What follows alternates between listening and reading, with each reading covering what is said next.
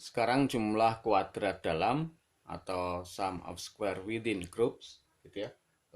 Rumusnya sigma x dikurangi x bar kuadrat. X barnya tidak double ya. Kalau tidak double berarti itu rata-rata setiap kelompok, rata-rata masing-masing kelompok. Kalau double itu berarti rata-rata total. Oke. Nah, cara penghitungannya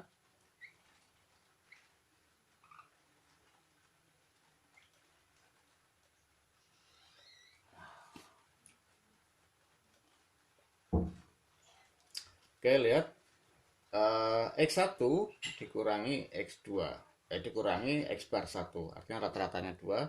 1 dikurangi 2 minus 1, 2 dikurangi 2 0, 3 dikurangi 2 minus 1, 2 dikurangi 4 X sebagai X bar 2 gitu ya, sama dengan minus 2, 4 0 6, dan seterusnya juga. Ini juga dikurangi dengan 6 hasilnya ini, kemudian dikuadratkan jadinya ini 10140499, kemudian ditotalkan semuanya, ini 2, ini 8, ini 18, jadi total jadi 28. Maka jumlah kuadrat dalam kelompok atau sum of square within groups itu adalah 28. Sekarang jumlah kuadrat antar kelompok atau sum of square between groups, rumusnya adalah n. N ini adalah jumlah setiap kelompoknya gitu ya.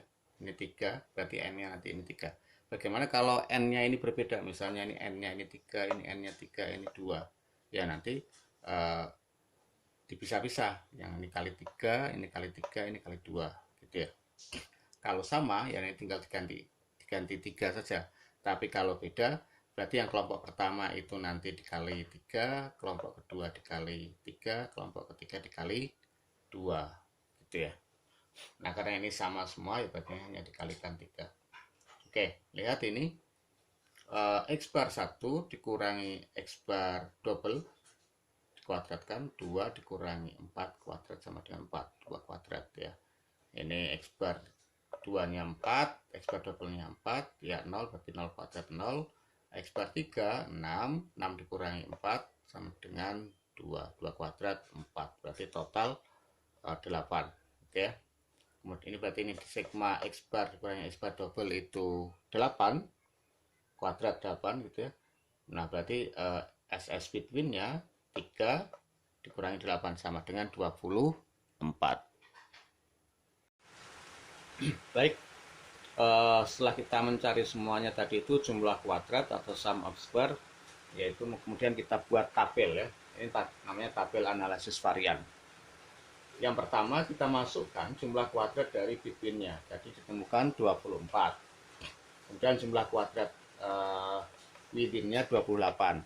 Nah, jumlah kuadrat totalnya 52. Oke.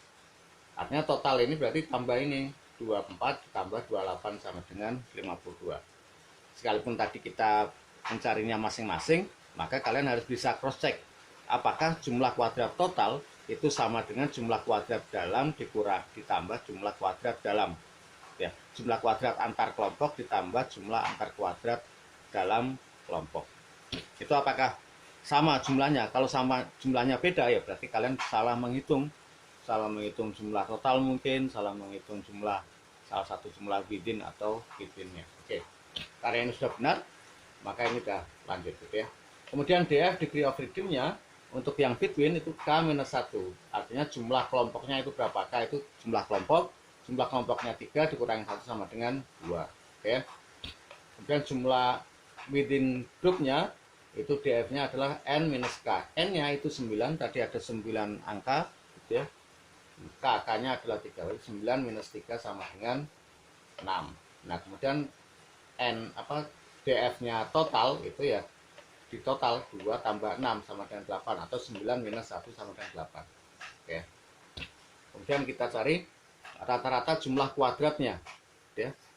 Rata-rata jumlah kuadratnya atau mean of sum square, jumlah kuadratnya itu 24 dibagi DF sama dengan 12. Kemudian jumlah kuadrat within dibagi DF within-nya yaitu 4,66. 28 dibagi 6 sama dengan 4,66. Nah, kemudian nilai F, nah ini nilai hasil rasio F gitu ya istilahnya. nilai F-nya itu berarti 12 dibagi within, ya. Itu artinya variasi dalam kelompok itu dibagi dengan variasi antar kelompok dibagi variasi dalam kelompok. 12 dibagi 4,66 sama dengan 2,57. Jadi nilai F-nya sama dengan 2,57. Nah, sekarang bagaimana cara membuktikan apakah hipotesis nolnya itu ditolak, apakah hipotesis nolnya itu diterima?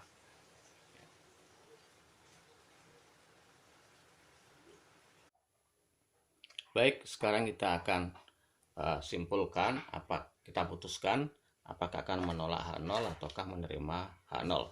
Caranya adalah kita cari dulu F critical, ya, nilai F critical atau F tabel.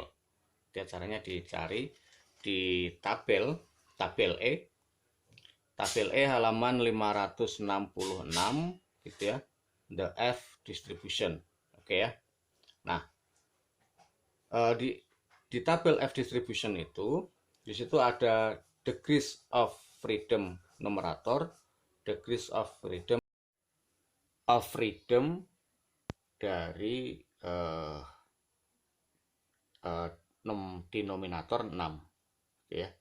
Saya ulangi, degrees of freedom numeratornya 2, degrees of freedom denominatornya 6. Ini dilihat dari apa?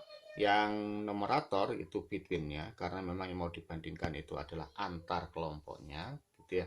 Kemudian yang pembaginya adalah within, gitu. Denominatornya 6, numeratornya 2. Oke.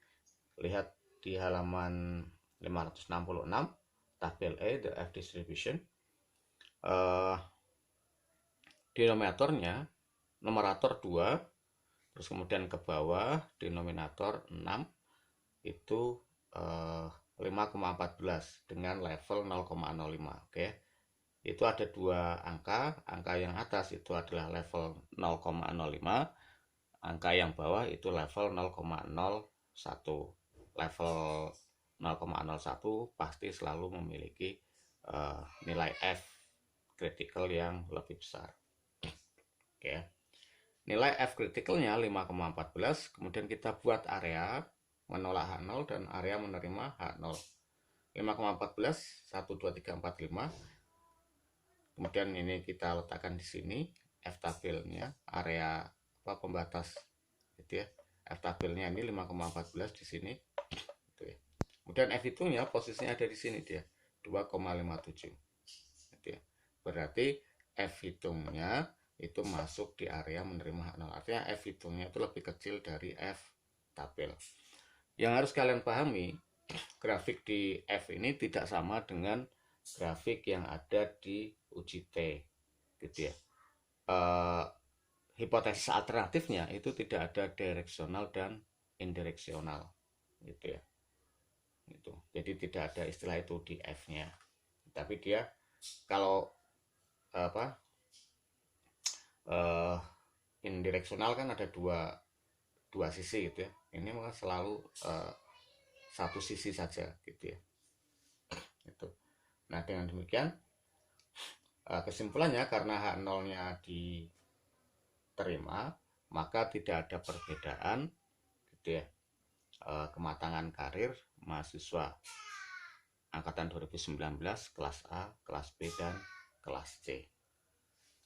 Demikian pembahasan tentang statistik analisis varian. Semoga kita bisa diskusi lagi di grup WA untuk